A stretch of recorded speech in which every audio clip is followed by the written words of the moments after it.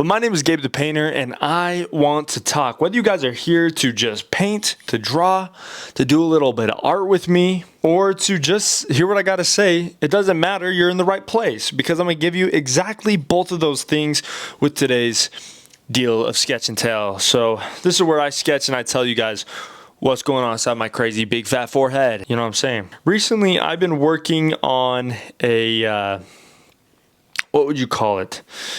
A journal. This is my journal. It says Gabe Bowman 2025.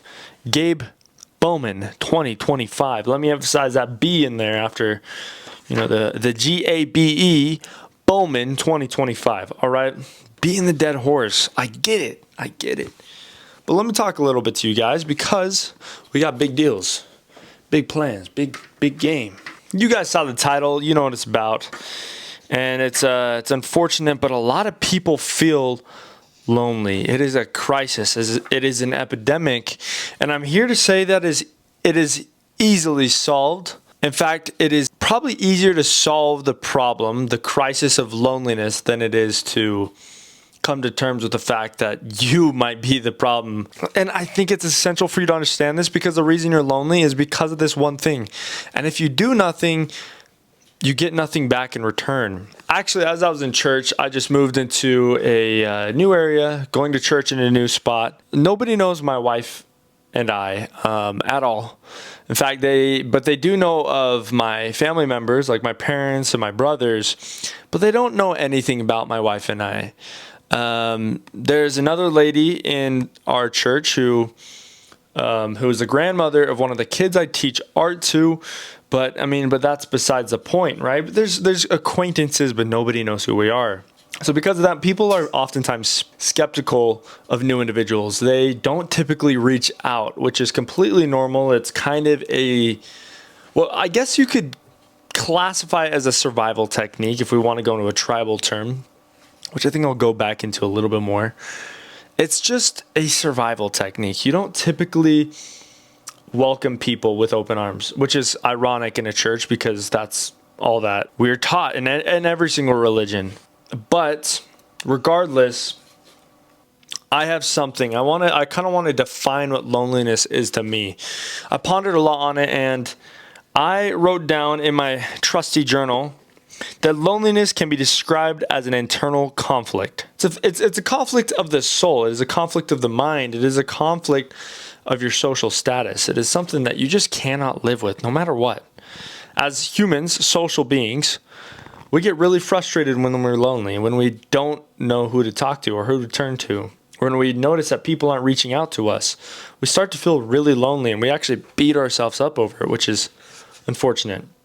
A lot of the times when you become lonely, the conflict and the situation at hand is that you start to blame other people. So you start blaming people saying, well, why don't they reach out to me? Don't they know that I'm lonely? Don't they realize that I am who I am and that I have accomplished all these things? It doesn't matter. There's X, Y, Z, but it's all excuses, right? I'm here to say that you have power over it. You have complete 100% power over your loneliness, and you are the reason why you are lonely.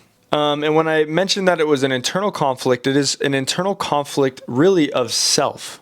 Meaning the only reason why you are frustrated, and this is kind of a harsh intro. I'm going to get into the more comforting part because we all love a little bit of fluff, right? But a lot of the reason why it becomes internal is because we are internally selfish. We are very selfish people. And it goes along with the fact that why we might be making excuses, but really, when we realize that nobody's talking to us and no one's reaching out to us, we think of only ourselves. Why am I going through this? Why isn't anyone talking to me? Have you thought for 1 second that maybe other people are feeling the same way? Or that you might be the reason why nobody's talking to you? Have you thought for a second that the people who are all about themselves only need themselves? That they don't need anybody else? If you have not yet inquired of the people around you, you will never find peace or fulfillment socially. In other words, those who do not turn away from themselves and rather to others breed loneliness unto themselves. I like to think of loneliness as a sign your mind gives you to expand your social circle. It's the idea that maybe there's opportunity, maybe there is protection, maybe there is growth, maybe there is comfort. And the mind loves to seek all of those things constantly. If you have a social status, if you have other people in your social circle, you tend to grow at an exponential rate. There's no such thing as a thriving tribe of just one.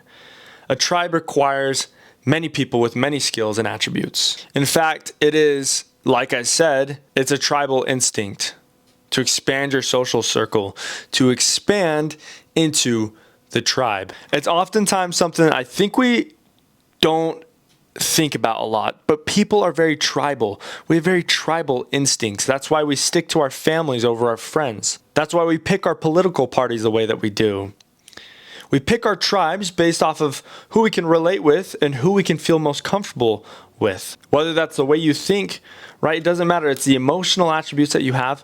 You find those who are like you so that you can thrive. There's fears to reach out, fears of looking dumb. In essence, it's all just politics. Not on a governmental level, but in fact on a social level. There was a time for a while in my life when I had moved into a new area. I think I was probably, I want to say I was maybe 21 years old. And I had no friends in this space. It took me a while to get used to this. And in fact, it was really hard for me, as I've always kind of grown up with a lot of friends, a lot of awesome family who was super supportive of everything. Just to be alone felt miserable. And it was the last thing I wanted to see myself identify with, if that makes sense. So I did a lot to try and get out of that. I tried bringing friends. And of course, my friends would start making these relationships, and then I would build off the relationships that they were making. It was like two together create and achieve way more. Right. And that was the idea that I had, is like if I had someone to go with, a companion, I would be more successful. As time went on, that friend eventually evolved out of that space. He left. He was gone. He didn't want anything else to do with it. And I was lonely once more. Those people weren't dependent on my relationship with me. Those people weren't dependent on relationships with me. They were dependent on the relationship of my friend and I together. Me by myself am a completely different person. Nobody was used to me. What was I going to do? I was in the same situation again. Hated being in that place, but I wanted, and I knew I had to be there. I came up with a new method. I started looking for, every single time I was there, others who were lonely.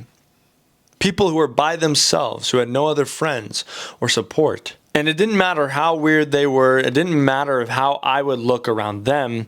I just would reach out because guess what? I didn't have anyone else, which meant I had nothing to lose. Reaching out to other people was one of the greatest things I did. Not only did I get to see their lives change, but I got to see them build connections with others. And through that, we all gained connections together. Those people, in turn, spoke about me because they saw that I was able to reach out to them. I was able to make them feel comfortable in a time where they felt very, very alone. And I had built an almost inaudible brand for myself. It was things that people spoke about in the privacy of their homes or in the privacy of their hangouts, right? Eventually, I was called into a position where I was to welcome everybody who came into that space. And that's what I did. I was actually called into the leadership of that position, which meant I got to organize events. I got to plan these events. And I was able to bring people together and find those who were lonely. All because I was lonely myself. I wouldn't understand who else was lonely if I didn't feel it first. I wouldn't have ever paid attention to those people sitting by themselves if I wasn't the first to reach out. So what did I learn? Loneliness is 100% a you problem and 0% a they problem. If I had gone out of my way and just made friends from the beginning, everything would have been much easier. But unfortunately, we like to create conflict unto ourselves. We like to turn inward when the exact response that would bring us fulfillment would be to turn outward to others. You too can conquer loneliness. It's really not as deep as it seems. Like I said from the beginning, loneliness is just an internal state of being, an inward state of being. And actually, in the current position I'm in, now that I'm in a new space again, trying to rebuild my brand with my wife now, I'm trying to find out the why. I thought and I wrote, I wonder what God wants us to learn. When will the Lord reveal the fruits of our labors? Is God just trying to reunite me with my divine identity? If I endure a little longer, will God show me the way? And then I paused and I thought to myself, have I yet inquired of the Lord? The embarrassing answer was no. And that was exactly my problem. And I'm sure the problem is yours the same. Loneliness can be described as an internal conflict. You have power over it. Those who do not turn away from themselves and to others breed loneliness unto themselves. Loneliness is a sign your mind gives you when you need to expand your social circle.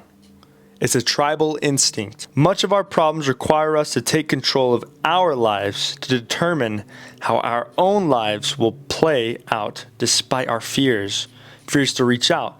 Fears of looking dumb. It's all politics, people. Not on a government level, but social or tribal. In case you're feeling lonely, I'm here to tell you it's going to work out.